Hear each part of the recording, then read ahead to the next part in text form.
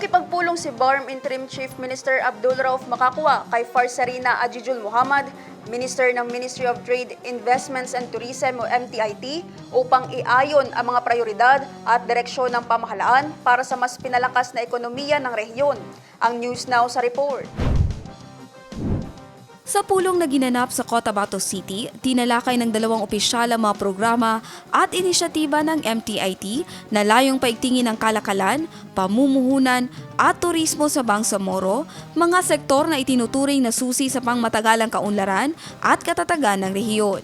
Inatasan ni Chief Minister Makakwa si Minister Muhammad na pabilisin ang pagpapatupad ng mga programang may agarang benepisyo para sa mga Bangsamoro, partikular sa paglikha ng trabaho, pagpapalakas ng lokal na negosyo at pagpapalawak ng oportunidad sa mga komunidad.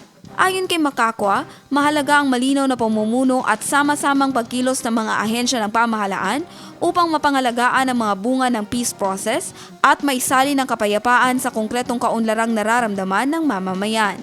Binigyang diin din niya na ang pagpapaigting ng economic programs ay mahalagang bahagi ng hangarin ng pamahalaan na makamit ang isang mas matatag na Bangsamoro kung saan ang kapayapaan ay sinasabayan ng trabaho, negosyo at maayos na kabuhayan.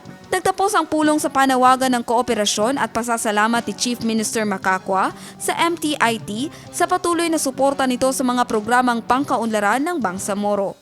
Jen Garcia, iMinds, Philippines.